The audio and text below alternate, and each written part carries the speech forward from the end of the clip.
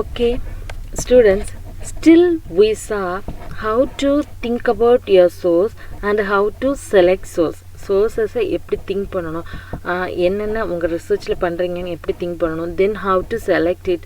Now we are going to see how to organize your sources. Can you understand? Select பண்ணின நம்ம புக்ஸை சோர்ஸஸை நம்ம எப்படி ஆர்கனைஸ் பண்ணுறது, this is the very very important for your research. Can you understand? Very very important. You have to understand this concept very carefully. Apart from exam, ஒரு research பண்ணுறதுக்கு இந்த concepts வேணும்னு இருக்குல்ல, so you have to understand or memorize whatever it very carefully. Once you have evaluated the sources you used in your research and gathered the relevant information about them, it's time to organize the information into entries in the works cited list or create in text citation. Just if you are free, just download a research article or essay or PhD thesis in your from any website in your mobile. Just download it. You can find at the end of every research paper, you can find the work cited. Work cited means the works or points or informations or ideas, whatever may be, இதெல்லாம் நம்ம எங்கேருந்து எடுத்திருக்கோம் அப்படிங்கிறத side பண்ணுறது.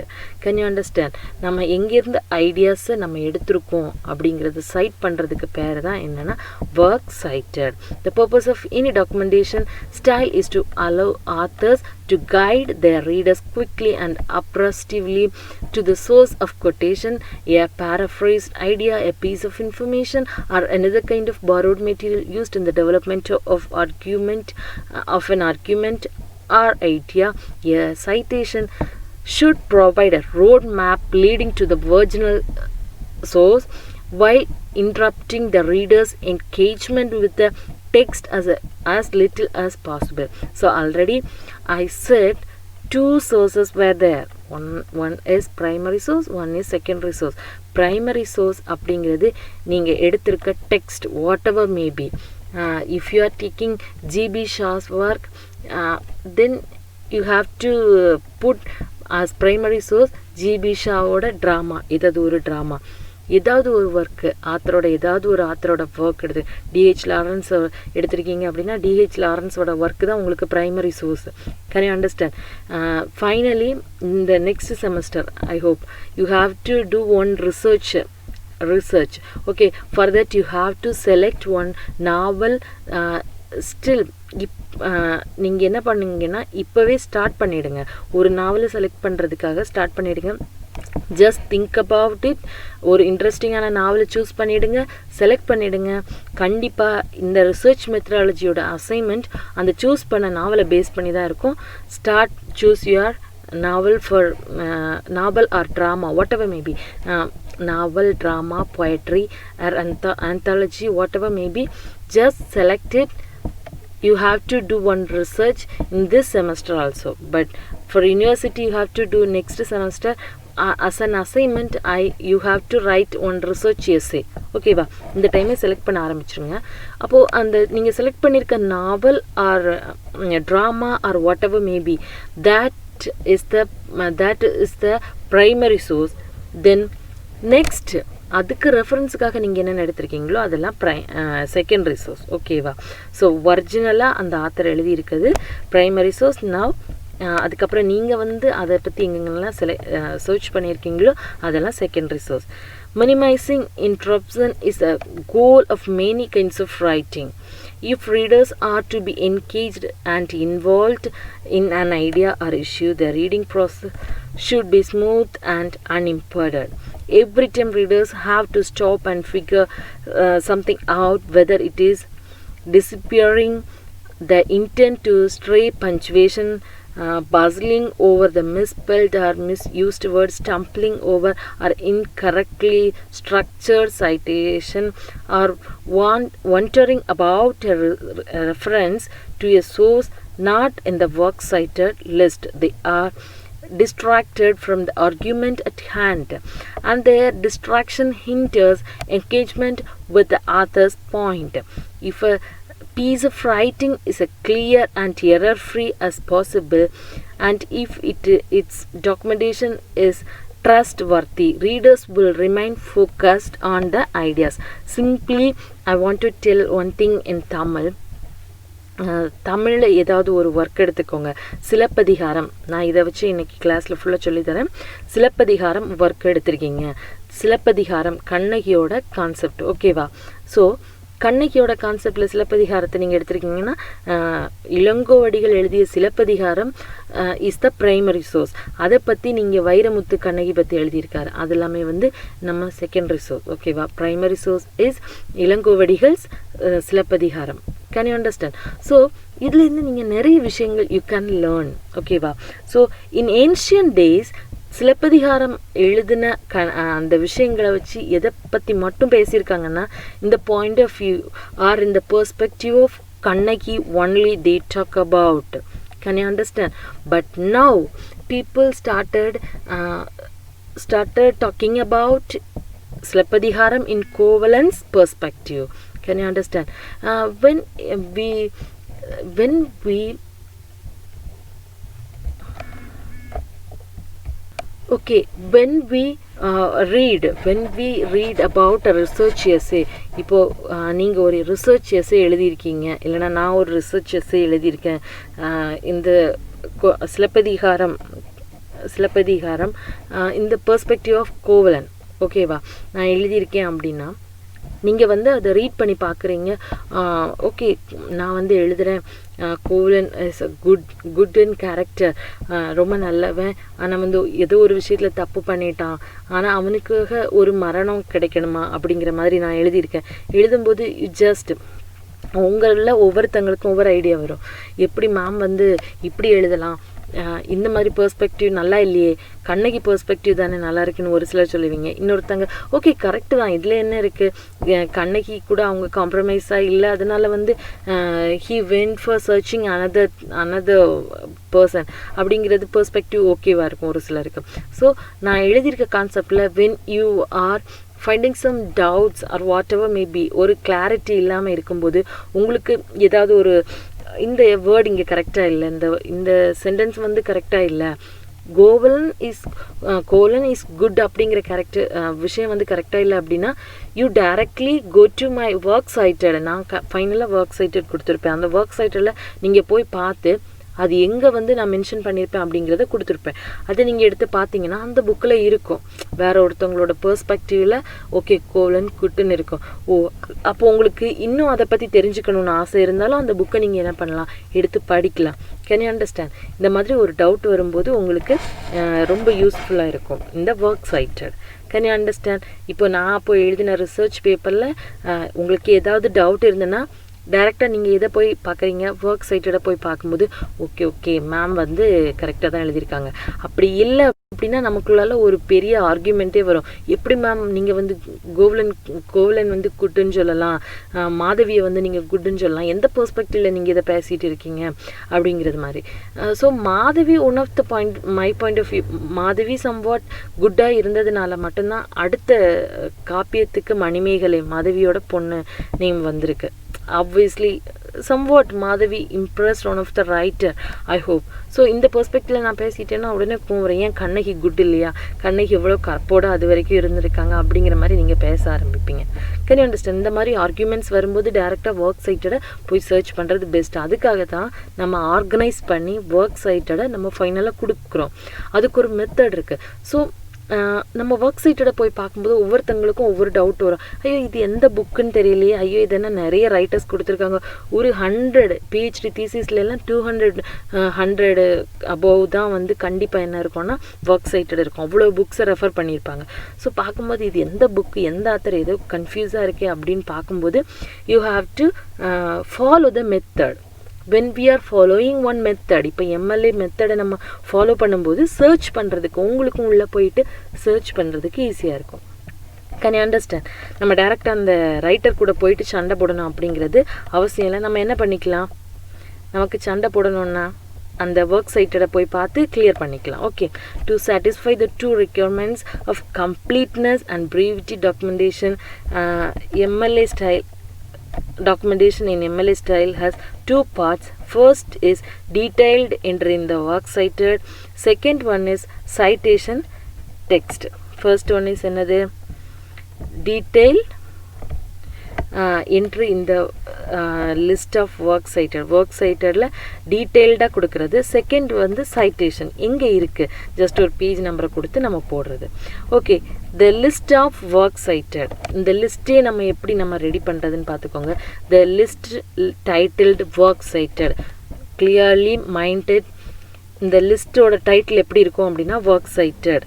Identifies according to MLA handbook 8th edition என்னன்னா work சைட்டட்னு அந்த சாப்டருக்கு டைட்டில் கொடுத்துருப்பாங்க. Identifies the sources you borrow from and therefore cite in the body of your research project. Works that you consult during research but do not borrow from are included. நம்ம just refer பண்ண ஒர்க்கை மட்டும்தான் போடணும். நம்ம அப்படியே வந்து copy அடித்து போட்டால் அது வந்து பிளேஜரிசம் ஆகிடும். ஜஸ்ட் நாங்கள் ரெஃபர் பண்ணியிருக்கோம் அப்படிங்கிறத மென்ஷன் பண்ணுறதுக்காக தான் இந்த work சைட்டடை we have to use. Each entry in the list of work cited is made up of core elements. Very, very important. Noted. After plagiarism, one of the important concept, just remember it. First one is plagiarism. Second one is think, select, organize. Third one is core elements. Just இதை மட்டும் ஒரு சைடில் ஒரு whatever may be note or pen note or paper whatever may be அதில் வந்து note பண்ணி வச்சுக்கோங்க. 3 things. ஓகேவா? வரிசையாக கேட்கும்போது சொல்ல தெரியணும். First one is plagiarism, second one is think and select, third one is core elements. Okay, now we are going to see core elements. Okay ma'am, I can understand. Research பண்ணும்போது primary சோர்ஸை எடுக்கிறோம், அதை வந்து சிலப்பதிகாரம் இளங்கோவடிகளோட சிலப்பதிகாரம் எடுக்கிறோம். நான் அதில் இருக்க parts எல்லாமே நான் நல்லா படிச்சுட்டேன் மேம். எனக்கு மாதவியோட கேரக்டர் என்னன்னு தெரியும், கோவலனோட கேரக்டர் என்னன்னு தெரிஞ்சிருக்கு, கண்ணகியோட கேரக்டர் என்னன்னு தெரிஞ்சிருக்கு. நான் என்ன பண்ணணும்? Okay, you have to find secondary source. இதெல்லாம் பாருங்கள். செகண்டரி சோர்ஸில் ஒவ்வொரு இடத்துல கோவலன் பெர்ஸ்பெக்டிவ்ல இருக்கும், ஒரு இடத்துல கண்ணகி பெர்ஸ்பெக்டிவ்ல இருக்கும், ஒரு இடத்துல கண்ணகி பேடுன்னு இருக்கும், ஒரு இடத்துல கண்ணகி குட்டுன்னு இருக்கும். உங்களுக்கு தேவையானது நீங்கள் என்ன பண்ணுங்கள்? Just select. Can you understand? Select பண்ணி எல்லாம் நீங்கள் முடிச்சிட்டிங்க. நவ் ஆர்கனைஸ் பண்ணும்போது எப்படி ஆர்கனைஸ் பண்ணணும்? How we are going to organise our sources. இதுக்கு தான் core elements highly helps you to organise your source. Can you understand? So இதில் ரொம்ப ரொம்ப important, very very very important என்னென்னா ஆத்தர் ஃபுல் ஸ்டாப் இருக்குது பார்த்துக்கோங்க. Then title of the source full stop இருக்குது பார்த்துக்கோங்க. Title of the container comma இருக்குது பார்த்துக்கோங்க. அதர் கான்ட்ரிபியூட்டர்ஸ் கமா இருக்குது பார்த்துக்கோங்க. வேர்ஷன் கமா இருக்குது, நம்பர் கமா இருக்குது, பப்ளிஷர் கமா இருக்குது, பப்ளிகேஷன் டேட் கமா இருக்குது, லொக்கேஷன் ஃபுல் ஸ்டாப். இவ்வளோ நீங்கள் ஒரு புக்கில் you have to find out for cited your work. அந்த ஒர்க்கை நீங்கள் வந்து ஒர்க் சைட்டடில் போடணும் அப்படின்னா you have to do all these things. Author, title of the source, title of the container, other contributors, version, number, publisher, publication date, location. You have to follow. So in this class we are going to see this concepts one by one. Okay va? The one by one just ஒரே ஒரு example தான் கொடுப்பேன். Other examples you have to read from your book. Okay va? Then okay, first one is இம்பார்ட்டண்ட்டாக நம்ம பார்க்க போகிறது என்ன அப்படின்னா, first one is author. Each and every book you have one author. கண்டிப்பாக ஒரு ஆத்தர் இல்லைன்னா 2 ஆத்தர் இருப்பாங்க. So first we are going to see author. ஓகேவா? ஆத்தர் முடிச்சுட்டு ஃபுல் ஸ்டாப் வைக்கணும். எப்போல்லாம் நீங்கள் வந்து ஒர்க் சைட்டட் மென்ஷன் பண்ணுறீங்களோ அப்போல்லாம் என்ன பண்ணணும்? ஆத்தர் முடிச்சுட்டு ஃபுல் ஸ்டாப் வைக்கணும். ஸோ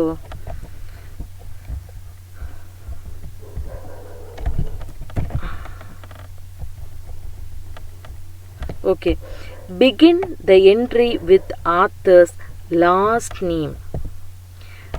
அந்த என்ட்ரியை நீங்கள் ஒர்க் சைட்டட் என்ட்ரியை எப்படி ஸ்டார்ட் பண்ணணும்னா ஆத்தரோட லாஸ்ட் நேம் வச்சு ஸ்டார்ட் பண்ணணும். ஃபார் எக்ஸாம்பிள் வில்லியம் ஷேக்ஸ்பியர்னு இருக்குன்னா you have to mention Shakespeare comma William. Can you understand? Shakespeare William full stop. Can you understand? Listen, உங்களோட இதில் இருக்கிறது போடணும்னு அவசியம் இல்லை. எக்ஸாமுக்கு நீங்கள் வந்து உங்களோட ஓன் ரைட்டர்ஸ் யாராவது போடலாம். என்ன John Milton John. Can you understand? Milton comma John. ஓகேவா? இது மாதிரி நீங்கள் வந்து போட்டுக்கோங்க. பாருங்கள், இங்கேயே ஹைலைட் பண்ணி வச்சுருக்காங்க. So followed by comma and the rest of the name. Can you understand? Rest of the name. So if it is William Shakespeare, just write Shakespeare comma William. இப்போ டவுட் வரும், மேம் ஒரே ஒரு name தான் இருக்குது, DH Lawrence ஒரே ஒரு name தான் இருக்குது, வாட் ஷால் ஐ டூ அப்படின்னு வரும். ஸோ ஒரே நேம் இருந்துச்சுன்னா அதை அப்படியே நீங்கள் என்ன பண்ணிக்கலாம், போட்டுக்கலாம். Can you understand? ஸோ யூஸ்வலாக English writers moreover they have, if you are choosing an English novel, all the writers moreover 90% of writers have two names. okay va? So நீங்க வந்து obviously இந்த மாதிரி போட்டா போதும். Then when the sources have two authors, suppose ஏதாவது ஒரு புக்குக்கு 2 author இருந்தாங்கன்னு வச்சுக்கோங்க, நீங்கள் ரெஃபரன்ஸுக்கு செலக்ட் பண்ண புக்கு அண்ட் ப்ரைமரி சோர்ஸுக்கு செலக்ட் பண்ண book whatever maybe work சைட்டடில் நீ எழுத போகிற அப்படின்னாலே 2 ஆத்தர்ஸ் இருந்தாங்கன்னு வச்சுக்கோங்க. ஜஸ்ட் ஹைலைட் பண்ணுறதெல்லாம் நோட் பண்ணி வச்சுக்கோங்க. Reverse the first names as just as described. இங்கே கொடுத்துருக்க மாதிரி போடுங்க. பாருங்கள், டோரிஸ் மிஷல். அங்கே எப்போவுமே ஒரு ரைட்டரோட இது பார்க்கும்போது அவங்க வந்து அங்கேயே நேம் கொடுத்துருப்பாங்க புக்கில். அப்போ யாரோட நேம் ஃபஸ்ட்டில் கொடுத்துருக்காங்களோ அவங்க நேமை நம்ம ரிவர்ஸ் இங்கே நம்ம எழுதின மாதிரியே செகண்ட் நேம் லாஸ்ட் நேம் கொடுத்து நம்ம கண்டிப்பாக எழுதிட வேண்டியது தான். Can you understand? 2 ஆத்தர்ஸ் இருந்தாங்கன்னா நம்ம புக்கில் எந்த மாதிரி கொடுத்துருக்காங்க அதை நீங்கள் ஜஸ்ட் ஒன்று பார்த்துக்கோங்க. புக்கில் ஒரு ரைட்டரை ஃபர்ஸ்ட்டு கொடுத்துருப்பாங்க. If myself and sorry from your class, உங்கள் கிளாஸில் பிரின்சி இருக்காங்களா, மேரி பிரின்சி. ஸோ அவங்க வந்து ஒரு ஒர்க் எழுதுகிறாங்க அப்படின்னா ஜஸ்ட் பிரின்சி கம்மா மேரி பிரின்சி. தென் அவங்க கூட இன்னொருத்தவங்க ஜாயின் பண்ணுறாங்க. யார் இருக்காங்க?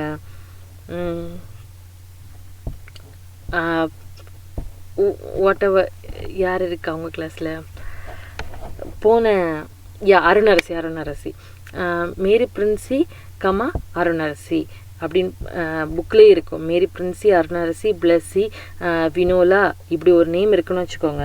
அப்போது நீங்கள் இதை இங்கே மென்ஷன் பண்ணும்போது ஃபர்ஸ்ட் அங்கே யாரோட நேம் இருக்கோ அதை ஃபர்ஸ்ட் போட்டுக்கோங்க. அப்போ எப்படி போடலாம்? பிரின்சி கமா மேரி டாட், அடுத்து ஒரு என்ன பண்ணிக்கோங்க, ஒரு கமா போட்டுக்கோங்க. ஓகேவா? கமா ஒரு ஆண்ட் இருக்கா?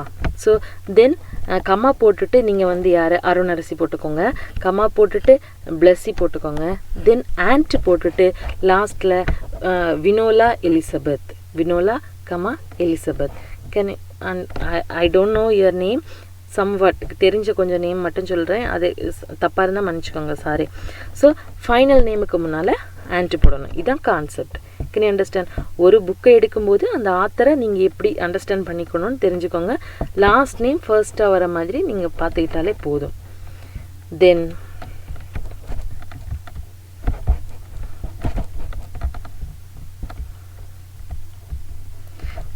when a source have 3 authors இருந்தாலும் நீங்கள் இதே மாதிரி என்ன பண்ணிக்கலாம்னா போட்டுக்கலாம். அப்படி இல்லை அப்படின்னா 3 authors இருந்தால் உங்களுக்கு இன்னொரு விஷயம் இருக்குது, ETALனு போட்டுக்கலாம்.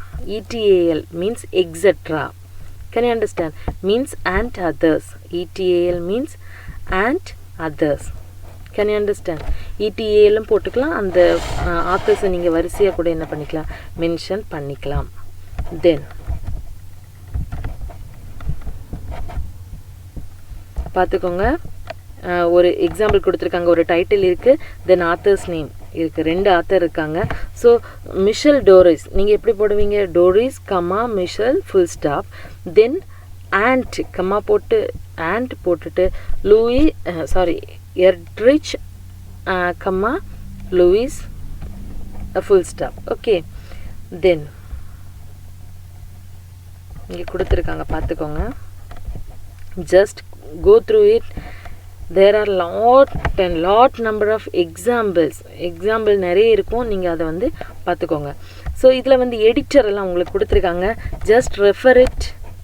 ஆனால் எக்ஸாம் பாயிண்ட் ஆஃப் வியூவில் கோர் எலிமெண்ட்ஸ் 10 எழுதும்போது உங்களுக்கு பேஜஸ் நிறைய போயிடும். ஸோ கொஞ்சம் கட் ஷார்ட் பண்ணி எழுத பழகிக்கணும், ஓகேவா? இன் ரிசர்ச் மெத்தடாலஜி நிறைய எழுதுறதுக்கு வரும். Examples you give plenty of examples. இப்போ ஆத்தர் எழுதிட்டு அந்த ஆத்தருக்கு ஒரு 4-5 எக்ஸாம்பிள் நீங்கள் என்ன பண்ணலாம், கொடுக்கலாம். Can you understand? Then editor கொடுத்துருக்காங்க, ஜஸ்ட் ரெஃபர் இட். எடிட்டர் கொடுத்துருக்காங்கன்னா இந்த எடிட்டர் எழுதிட்டு அதுக்கப்புறமா ஃபைனலாக எடிட்டர்னு போட்டு ஃபுல் ஸ்டாப் போடணும். Can you understand? 2 or more editors இருந்தாங்க அப்படின்னா எடிட்டரோட நேம் எழுதிட்டு அதே ஃபார்மேட்டில் தான். இந்த ஒர்க் சைட்டரில் நீ எங்கே உன்னோட ஆத்தரோட நேமை மென்ஷன் பண்ணி எந்த ஆத்தரோட நேமை மென்ஷன் பண்ணுறீங்களோ ஒர்க் சைட்டரில் எப்போவுமே செகண்ட் நேம் ஃபர்ஸ்ட்டு வரணும், ஃபர்ஸ்ட் நேம் செகண்டாக வரணும்.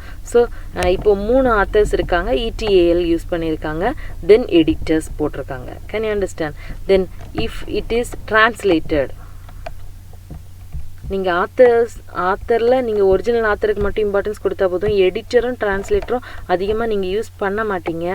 Suppose if you are selecting unfortunately Ilangovadigal Silappatikaram அப்படின்னா கண்டிப்பாக you need to mention some of the translators. ஏன்னா எல்லாருமே வந்து இங்கிலீஷில் எழுதியிருக்க மாட்டாங்க. Some people wrote secondary sources in Tamil also. So translator பார்த்துக்கோங்க. Then translator you have to mention. Then works in மீடியாவில் உள்ள ஒர்க்ஸ் நீங்கள் ஏதாவது மென்ஷன் பண்ணுறீங்கன்னா film or television, just listen. அதில் பெர்ஃபார்மரோட நேம் கொடுத்துருக்கீங்க, நீங்கள் வந்து you have to mention.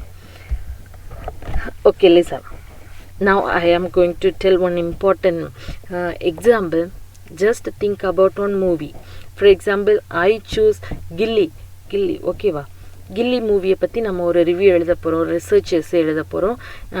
I choose research essay about Ghilli movie in the perspective of somewhat இந்த பிரகாஷ் ராஜோட முத்துப்பாண்டியா ஆர் மருதுபாண்டியா வாட் எவர் மேபி அவங்களோட பெர்ஸ்பெக்டிவில், பிரகாஷ் ராஜோட பெர்ஸ்பெக்டிவில் கில்லி மூவியை நான் இப்போ வியூ பண்ணி ஒரு ரிசர்ச் எழுத போகிறேன். ஸோ கில்லி மூவியில் பிரகாஷ் ராஜை பற்றி நான் எழுதும்போது இந்த டயலாக்ஸு அவரோட ஆக்டிங் எல்லாம் வரும்போது நான் கண்டிப்பாக பெர்ஃபார்மர் தான் போட்டாகணும். Can you understand? கண்டிப்பாக நான் பெர்ஃபார்மரை தான் போட்டாகணும். சம்வாட் டயலாக்ஸ் அந்த ஸ்டோரி நல்லா இருந்துச்சுன்னா நான் யாரை சூஸ் பண்ணலாம்? Director, producer, director, creator, dialogue writer, whatever maybe நான் அதை என்ன பண்ணிக்கலாம், சூஸ் பண்ணிக்கலாம்.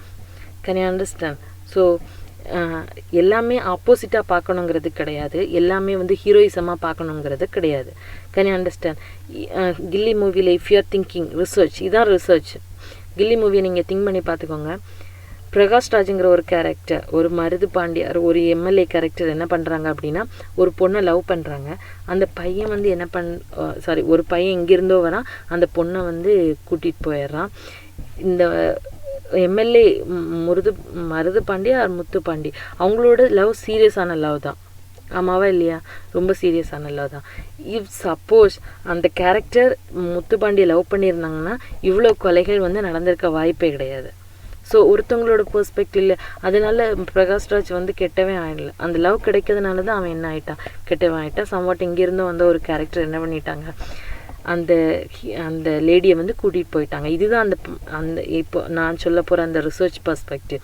ஸோ இதில் வந்து நான் யாரோட ஆக்டிங் நல்லா இருக்குது அப்படிங்கிறத பார்த்து பெர்ஃபார்மரில் எடுக்கலாம். ஸோ க்ரியேட்டர், எனக்கு எந்த பார்ட்டு பிடிச்சிருந்து, இல்லை இந்த சீன் ரொம்ப நல்லா இருந்து அப்படிங்கிற மாதிரி நான் நினச்சேன் அப்படின்னா என்ன பண்ணிக்கலாம், க்ரியேட்டர் கூட எடுத்துக்கலாம். Can you understand? தென்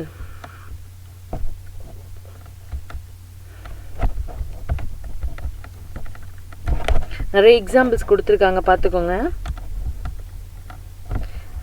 எக்ஸாம்பிள்ஸை வந்து நீங்களாக கூட போட்டுக்கலாம். சூடோனிம்ஸ் வந்து இதெல்லாம் இவ்வளோ இம்பார்ட்டன்ஸ் கொடுத்து நீங்கள் படிக்க வேண்டாம், just note it down. Suppose PhD இல்லைனா எம்ஃபில் நீங்கள் எம்ஃபில் வந்து எடுத்துட்டாங்க, பிஹெச்டி நீங்கள் பண்ண போகிறீங்க அப்படின்னா just go through it. Pseudonyms இப்போ வந்து ஐ ஆம் ஜின்சி, ஐ am going to right something. ஆனால் எங்கள் வீட்டில் வந்து ரைட்டிங்க்கு வந்து இம்பார்ட்டன்ஸ் கொடுக்கல, ரைட்டிங் எல்லாம் எழுதக்கூடாது அப்படின்னு சொல்கிறாங்க. இல்லைனா எனக்கு வந்து ஜின்ஸிங்கிற பேரில் எழுத பிடிக்கல, எனக்கு என்னோடய கான்செப்ட்ஸ் எல்லாமே ரொம்ப டிஃப்ரெண்ட்டாக இருக்குது. ஆனால் வந்து எனக்கு தெரிஞ்ச சர்க்கிள் வந்து என்னோடய ஒர்க்ஸை வந்து படிக்கக்கூடாது அப்படின்னு நான் நினச்சேன்னா I can made and pseudonym, ஏதாவது ஒரு புனைப்பெயர் எடுத்து நான் என்ன பண்ணிக்கலாம், எழுதிக்கலாம். யூ ஆல்ரெடி நோ அபவுட் புனைப்பெயர். ஸோ நமக்கு நிறைய புனைப்பெயர் இருக்குது இங்கிலீஷில் நீங்கள் பார்த்தீங்கன்னா ஜார்ஜ் எலியட், மேரி ஆன் ஈவன்ஸ்னு எடுத்து எழுதியிருக்காங்க. தென் நிறைய லேடி ரைட்டர்ஸ், முன்னால் இருக்க லேடி ரைட்டர்ஸ் எல்லாமே வந்து ஜென்ஸோட நேம் எடுத்து எழுதியிருக்காங்க. ஸோ இந்த மாதிரி வரும்போது அந்த ஒர்க்கை எப்படி மென்ஷன் பண்ணணும் அப்படிங்கிறத பார்த்துக்கோங்க. தென் when work is published without author name, so இது இப்போதைக்கு உங்களுக்கு 100% யூஸ் ஆகாது. Pros R poetry what ever, நம்ம ஒரு சாசர் பீரியடுக்கு முன்னால் நீங்கள் எடுத்து பார்த்தீங்கன்னா ஆத்தர் நேம் அன்னோன் அப்படிங்கிற மாதிரி இருக்கும். ஸோ அதுக்கு 100% உங்களுக்கு யூஸ் ஆகாது. ஒர்க் நேமே தெரியாத ஆத்தரை நீங்கள் எடுக்க முடியாது. Can you understand? ஒர்க் நேமே தெரியாத ஆத்தரை நீங்கள் கண்டிப்பாக எடுக்கக்கூடாது. இப்போது நீங்கள் பண்ணுற ரிசர்ச் எல்லாமே ஒரு நியூ மாடர்ன் ஏரா பேஸ் பண்ணி தான் கண்டிப்பாக என்ன பண்ணணும் அப்படின்னா வரணும். ஓகேவா? தென் நெக்ஸ்ட்டு ஒரு 2-3 எழுதுனா போதும். ஆத்தர் நேமில் 1 author, 2 authors, 2 and more authors அதை எடுத்தால் போதும். தென் எடிட்டர்ஸ் வேணால் ஒன்று மென்ஷன் பண்ணிக்கலாம். Translator, if you want to mention translator, அதை நீங்கள் எக்ஸாமுக்கு எழுதிக்கலாம். தென் டைட்டில் ஆஃப் த சோர்ஸ், எல்லா புக்குக்கும் ஒரு ஆத்தர் இருக்க மாதிரி டைட்டிலும் ஒரு புக்குக்கு கண்டிப்பாக இருக்கும். After the author the next element was included in the entry work cited list is the title of the source. Okay, title of the source பார்த்துக்கோங்க. இதில் கொடுத்துருக்க ஒர்க்ஸும் நீங்கள் எடுத்துக்கலாம். இல்லைனா இப்போ வில்லியம் ஷேக்ஸ்பியர் வில்லியம் டாட் போட்டு, மேக்பெத் போட்டு, இல்லைன்னா ஹேம்லெட் போட்டு, ஒத்தலோ போட்டு, ஏதாவது ஒரு ஒர்க் போட்டு டாட் போட்டு நீங்கள் அதோட பப்ளிகேஷன் டீட்டெயில்ஸ் வந்து எழுதிக்கலாம். Next, a subtitle is included after main title. ஏதாவது ஒரு ஒர்க்குக்கு சப்டைட்டில் இருந்துச்சு அப்படின்னா நீங்கள் 12th night has one subtitle, அதை நீங்கள் மென்ஷன் பண்ணணும் அப்படின்னா நீங்கள் என்ன பண்ணணும்? இப்போ மிஷல் ஜாய்ஸோட ஒர்க் கொடுத்துருக்காங்க அதர் மைண்டட்னஸ் கொடுத்து, அது கூடவே சப்டைட்டிலும் கொடுத்துருக்காங்க. சப்டைட்டிலும் you have to mention. Capitalization and the punctuation between the main title and the subtitle is standardized. இந்த பஞ்சுவேஷன் இருக்குல்ல, இந்த ஒர்க் சைட்டில் punctuation is very very important. நல்லா நோட் பண்ணிக்கோங்க. ஆத்தர் முடிச்சுட்டு ஃபுல் ஸ்டாப் போடணும். டைட்டில் ஆஃப் த சோர்ஸ் முடிச்சுட்டு என்ன பண்ணணும்? ஃபுல் ஸ்டாப் போடணும். ஓகேவா? ஸோ சப்டைட்டிலுக்கு முன்னால் இந்த மாதிரி இருந்துச்சுன்னா என்ன பண்ணலாம்? நீங்கள் கொட்டேஷன் மார்க் கண்டிப்பாக நீங்கள் மென்ஷன் பண்ணணும். அப்ராப்ரியேட் ஃபார்மேட்டிங் ஆஃப் சப்டைட்டில், கண்டிப்பாக அந்த ஃபார்மேட்டிங் ஆஃப் டைட்டில்ஸ், உங்கள் டைட்டில்ஸ் எல்லாமே கரெக்ட் ஃபார்மேட்டில் இருக்கணும். ஓகே, நான் இப்போ சொல்கிறேன், ரொம்ப ரொம்ப இம்பார்ட்டண்ட். Just listen. நீங்கள் இதுக்கு மேலே ரிசர்ச் மெத்தடாலஜி பேப்பரை படிச்சிருக்கீங்க அப்படிங்கிறது உங்களுடைய ரைட்டிங்கில் தெரியும். சும்மா நார்மலாக நீங்கள் வந்து ஒரு எக்ஸாமுக்கு ஒரு டைட்டில் எழுதுறீங்கன்னாலும் நீங்கள் வந்து இந்த ஸ்டாண்டர்ட் ஃபார்மேட்டில் யூ ஹாவ் டு ஃபாலோ. ரொம்ப ரொம்ப இம்பார்ட்டன்ட். நீங்கள் மென்ஷன் பண்ண வேண்டியது என்னென்னா, ஒரு டைட்டில் எழுதுறீங்கன்னா just listen. The pleasures of reading in the age of distraction ஒரு ஒர்க் இருக்குது. ஓகேவா? எப்படி கொடுத்துருக்காங்கன்னு பார்த்துக்கோங்க. இட்டலைஸ் பண்ணியிருக்காங்க, ரொம்ப ரொம்ப இம்பார்ட்டண்ட். ஸோ நம்ம எழுதும்போது இட்டலைஸ் பண்ண முடியாது. அதுக்கு நீங்கள் பிரகாரமாக என்ன பண்ணலாம் அப்படின்னா, you have to underline it. Only ஒன்று வந்து இட்டலைஸ் பண்ணணும், இல்லைன்னா என்ன பண்ணணும்? நீங்கள் வந்து அண்டர்லைன் பண்ணணும். பார்த்துக்கோங்க. First letter capital letter, just note it down. First letter capital letter. Second word பார்த்தீங்கன்னா pleasures. So you have to give the capital of first letter. First letter இதுக்கு capital கொடுக்க வேண்டி இருக்கு. Third, of, இது ஒரு preposition. For preposition conjunction no need to give capital for first letter. இந்த ஆஃபுக்கு ஓ வந்து capital கொடுக்கணும்னு அவசியம் இல்லை. தென் ரீடிங்க்கு ஆர் கேபிட்டல், இன்னுக்கு ஐ கேபிட்டல் இல்லை, ஆனுக்கு ஏ கேபிட்டல் இல்லை. Articles, prepositions, conjunction, interjection, what ever maybe you don't give first letter as alphabet as capital letter கொடுக்க வேண்டிய அவசியம் இல்லை. ஏஜுக்கு ஏ கேபிட்டல், ஆஃபுக்கு ஓ கேபிட்டல் இல்லை, டிஸ்ட்ராக்ஷனுக்கு டி கேபிட்டல்.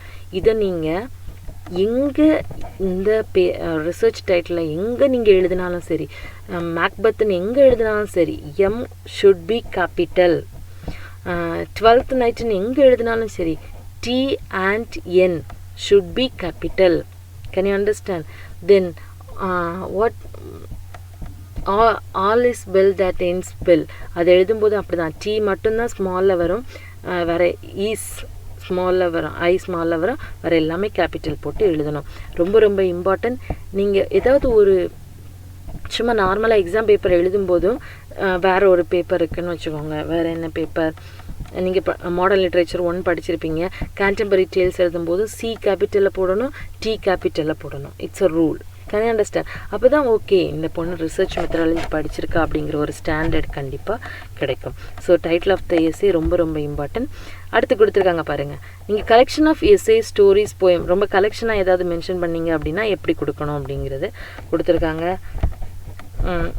உங்களுக்கு ஒரு எக்ஸாம்பிளும் இருக்குது, பார்த்துக்கோங்க. ஏதாவது ஒரு கலெக்ஷன் கொடுக்கும்போது அந்த கலெக்ஷனுக்கு ஃப்ரெண்டில் டைட்டிலும் கொடுத்துருப்பாங்க, அந்த title you have to mention. Then ஒரு எஸ்ஸே, ஒரு போயம் அந்த கலெக்ஷனில் இருந்து எடுத்துருக்கீங்கன்னா என்ன பண்ணணும்னு பார்த்துக்கோங்க. இது ரொம்ப ரொம்ப இம்பார்ட்டன்ட்.